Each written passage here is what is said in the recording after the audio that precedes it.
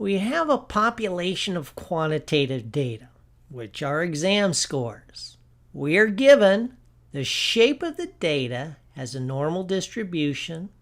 The center of this data, which is the population mean, is 74 points. The spread, the population standard deviation, is 8.7 points. When given these three things, what's the first thing we should do? Draw a sketch. So here you have a normal shape. So let's put in that normal distribution. The center is 74, so put 74 in there.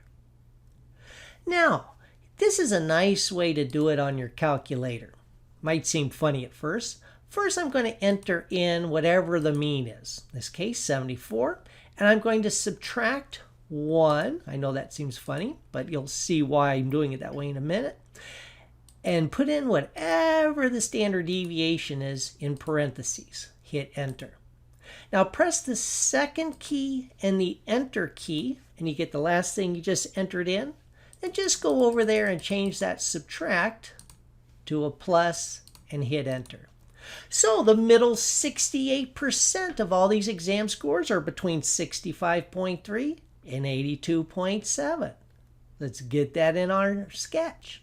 Now press the second key and the enter key, and let's just change this +1 to a subtract 2. Press the second key and the enter key and change that subtraction to addition. Now we know the middle 95% of all these exam scores are between 56.6 and 91.4. Get that? Put on your sketch. And let's go ahead and calculate 3 standard deviations below the mean and 3 standard deviations above the mean. So 99.7% of these exam scores are going to be between 47.9 and 100.1. There. Now what you have is a very nice summary of the entire population. And in this video, you'll see why I strongly encourage you always to start with this. Make the sketch, because it's going to help you in a number of different ways to master this material. We've been given the shape, center, and spread. It's all that needs to be said. And now we could find the probability of one randomly selected exam from this population being between 61 and 78 points. And you know the first thing I'm going to do, I'm making a sketch. All right, let's find 61 on here. Where would that be? Oh, it's right here. Hey, how did I know that? I just took that 61, turned it into a z-score. Easy enough to do. So here we go. I'm just going to do a little left parenthesis, put in 61. And first thing, how far does 61 deviate from the center? Well, that's what subtraction tells us. How many times will the standard deviation fit into there? Well, that's what division tells us. So let's divide the standard deviation into there. And this is how I knew that 61 is about 1.5 standard deviations below the mean. So that made it quite easy to approximately locate where it was. And let's do the same thing for the upper bound. See, the upper bound is 78. Now, how did I know it was right there? Well, I knew it was between 74 and 82.7, but how did I know it was right where I pointed at? Well, as you would guess, I used the old z-score. If I took 78 and I subtract the center of 74, divide by the standard deviation 8.7, see how many times that fits in there? Oh, so it's about just under 1/2 of a standard deviation above the mean. So that's how I knew the upper bound was there. And so we are between that lower bound and that upper bound. So shade in the region in between. All right, with that shaded in. Where's our x? Well, it's in between these two, so let's put it in between. All right, now that you got in between there, now here's the secret. Only compare two things at one time. So let's just compare the 61 and the x with each other. All I got to know is who's bigger, who's smaller. Well, that's easy. These are placed on the number line. Whoever's farther to the right is where bigger numbers are. X is to the right, so it's the biggest. So x is greater than 61. Now let's just compare x and 78 with each other. Who's bigger, who's smaller? 78's farther to the right, so 78 is greater than x. All right, now let's just put parentheses around that. Slap a capital P in front, and there you have it. There is your nifty shorthand notation, the probability inequality notation, the nice short way of writing the sentence we have up here. Rather than write all those words, I just got this notation right here.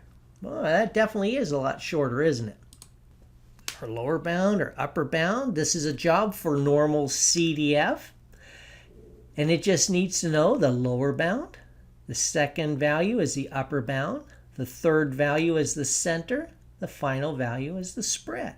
We have all those. So let's just go ahead and enter that into our calculator. So we press the second key, then we press vars, then 2 to select normal CDF. Put in our lower bound is 61, our upper bound is 78, and our center of 74, comma, and our spread of 8.7. Now, you've got to put these numbers in the correct order. If you don't, you're not going to get the right answer. Well, notice how our sketch made it real clear what the lower bound, upper bound was. Hit enter, and there's our answer. Now, I'm going to let you in a little secret about statistics, particularly this topic here. You got your answer. Don't think that you're done now. You're not. Now, it's true. In a typical math class, you're usually done. Hey, I got my answer. Now I'm going to move on to the next one. But in learning statistics, especially the concepts we're learning here, the real magic, the real important part of the assignment is what you do once you get that answer. This is where you're going to really master the material. You probably don't realize it, but you are learning some valuable concepts that are going to allow you to understand inferential statistics later on. I just want you to know this is a pretty key important assignment. In fact, the next few are definitely that way. So, what am I supposed to do now? You're going to state that answer as a probability and as a proportion. And it's key important that you do that on every one you do. And you don't necessarily have to write it out every time, but you should always say it in your head, the two interpretations. Because that's actually the main point of you doing this assignment, is to get that reinforced. And having your sketch to look at helps. It helps tremendously because you can visualize the answer.